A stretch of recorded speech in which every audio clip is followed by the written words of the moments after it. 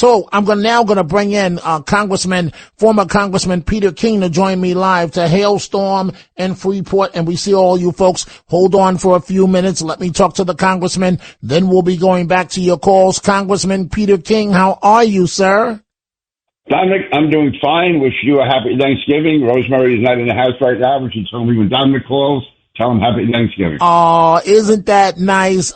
Who does the cooking? She, you, or do you cater? Well, not only does she do it, she doesn't allow me near the kitchen. She thinks I'm totally useless and dangerous. You're not the only one. I'm not allowed near the kitchen either, especially on big holidays. Get out of my way. Get out of my way. Right. That's what I'm told. So are you told that, Congressman? Yeah, not many times. I just gave up a long time ago, but yeah, that's what I'm told. So will you be watching football while your wife is cooking? Oh yeah, watch that. Also, my son is coming out, my sister, and so it's a chance to just talk things over and have a good day. And all of us have a lot to be thankful for. That's the main thing. Absolutely. Congressman, you live in a residential neighborhood. I live in a residential neighborhood. Explain this to me, what happened in Queens over the weekend. Congressman King, I don't get it because, listen, I'm going to say something that I know you won't, right? Or you probably won't. But if this were the other way around and a black man was attacked by a large group of white male teenagers, pummeling him into the ground, punching his wife in the face, it would be the lead story across America on his own lawn. But it happened to a white family. And the man's wife was attacked. He was beat into the ground. These kids, all of them of color, for some reason, they think they can come to a residential neighborhood. They don't pay a dime of taxes. They probably don't even know what taxes are. And just do whatever they want. This sense of entitlement. Congressman King, what is going on? Yeah, listen, it's really, it takes a lot for you to say that, and that's been characteristic of you throughout your whole career, though you say it, but unfortunately not many people do. I join you in what you're saying, but it's a lot easier for me to say than it is for you, so I give you credit for that. Now, there is a double standard. There's a double standard that's out there, and, there's bad people in all races, but somehow the media thinks if they play up the whites when they do something wrong, something illegal or something even questionable, you're right, it becomes a nationwide story. And ignoring the fact that, for instance, when we're talking about crime, that most crimes against blacks are committed by other blacks. Absolutely. Now, and all of us have deficiencies in our ethnic groups and races. But the fact is, when it's only reported from one aspect, it makes it so misleading. So around the world, they think that basically, if a black man walks down the street, he's a target by any white, and nothing's going to happen to him. I mean, that's the whole. It's the guy who carries out the shooting or the stabbing. It's just wrong. And what's happening in Queens, I can't believe this. This is, I guess, a phenomenon of the last few years. So this taking over of blocks and there's groups coming in and taking over, people being attacked. It's strange things going on in our society today. And part of it, I think, is because there is such a double standard, and that the cops' hands are tied. Then sometimes the cops should be doing more and they don't. You wonder what's happening there. And the synagogue in the city was attacked the other day, and I was glad to see Jessica Tisch step up on that. But no, it's a very unfortunate situation when listen. There's no doubt there were many years, many decades in this country where blacks were not treated fairly by law enforcement or by the system. The fact is, every group has something to that effect. Some way they suffered, blacks suffered more than most, but we moved so far beyond that. And we're just going to dwell on everything that goes wrong and ignore that goes right, and then be unbalanced in who we criticize. It's going to make for a more divided society. Congressman King, what happened in Chicago? A number of incidents as of late. And Pritzker and Brandon Johnson, they don't want the National Guard there. They don't want to listen to President Trump. Innocent people are dying. You have the 26-year-old woman. This happened now in Charlotte and in Chicago. Each victim happened to be white, female. Each perpetrator alleged to have committed these crimes, now federally charged, are African American males. This man arrested 72 times. He douses this 26-year-old woman with gasoline. And, you know, up until a week prior, he was out on the street. How do we begin to change this? Because I blame Biden for his soft on crime policies, do anything to get elected, and his cohort, if you will, Obama. How do we change? Something has to give. Now that's just one incident. So it's happened in Charlotte on a train. It's happened in Chicago on a train. Then you have the incident where, and I hate to put the focus on race so much, you had a black mother attacked by all black elementary school kids, a wolf pack, and they beat this pregnant woman as her son tried to hold her and shield her stomach because she's pregnant and she has sickle cell anemia.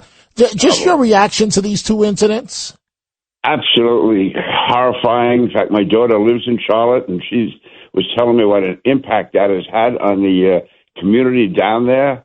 And here's a woman who, you know, the victim in that case had gotten away from Ukraine. Here she had gotten away from all the suffering, and now on a commuter train, sitting there, not bothering anybody, not even knowing anything was going to happen. It wasn't even like there was a fight or something on the train and she tried to avoid it. She was just sitting there, and unknown to her, she was attacked. And it was just, it's terrible. And I think, you know, the answer is, I do blame a lot of it on the Bidens and the Obamas, the way they conduct themselves. But also a lot of it goes to the media, it goes to the education system, it goes to especially, you know, the universities, the way they've been teaching people over the years. The way so many teachers are way over on the liberal side. And, you know, it certainly makes you feel good when you say you're going to be easygoing with somebody. You're going to give somebody a second chance, and you feel good about it. But how do you feel then for the person that gets killed, or the person that gets raped, or the person that gets abused by that person that you were so kind and generous to, knowing it's never going to hurt you? I mean, that's the thing I get a kick out of. Usually the people who are saying we should be the great liberals, we should be much more merciful. Well, the other ones who are never going to be attacked, if they started getting attacked, I guess it was a Mario Procaccino called them the limousine liberals. I mean, it's great to be a liberal and open-minded when it doesn't affect you. But if you're the working class person, the man or woman, if you're the African-American family trying to raise your kids in a tough neighborhood and trying to get them a good education, and then you have the so-called liberals undermining you by going easy on the teachers, by calling the cops back, not letting the cops carry out the procedures they should. The main victims there are not the cops. In the end, they can take care of themselves, even though it's tough, don't get me wrong. But the people who really suffer are the people who live in those communities, in those neighborhoods, who are trying to get out, who are trying to have their kids live decent lives in a tough environment. And the environment stays tough unless the cops are allowed to do their job, unless the teachers impose some kind of discipline in the schools and don't tell kids it's okay, just don't do it again. Or if they see the guy down the block who does commit crimes getting locked up and then he's back on the street the next day and the cop is still in the station and is filling out forms.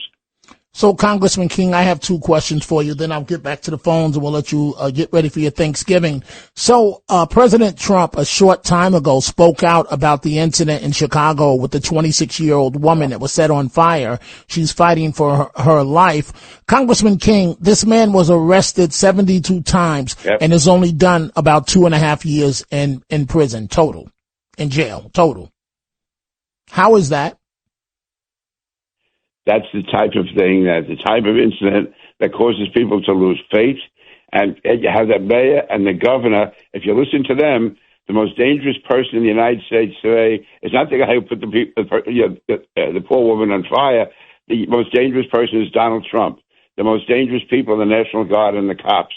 I mean, that's how crazy and how their world was turned upside down. And these are leaders, the governor, the mayor, and instead of standing with law enforcement, instead of standing with the president who was trying to make our streets safe, they attack him, and the criminals are allowed to run wild. It's indefensible, and it's just a terrible, terrible sign for the country. I close this way, Congressman Peter King. President Trump, the meeting, 4 days ago, Mamdani and the president in the Oval Office. It was an odd meeting, but what I always say about President Trump is don't forget, he's always playing chess when others are playing checkers. So help me understand this, what happened in the Oval Office, that meeting. And I thought it was disgusting that afterwards Mamdani showed no class when the president issued an olive branch to this man. Yeah, I hope the president had more in mind. I was actually, to be honest with you, disappointed the way it turned out. I think they could have met. They could have had honest differences. I think the president went too far in reaching out to Mamdani. Mamdani did not reciprocate. For him to be saying the next day and still saying that President Trump is a fascist after President Trump went out of his way to try to bring him into the fold, to try to make him acceptable.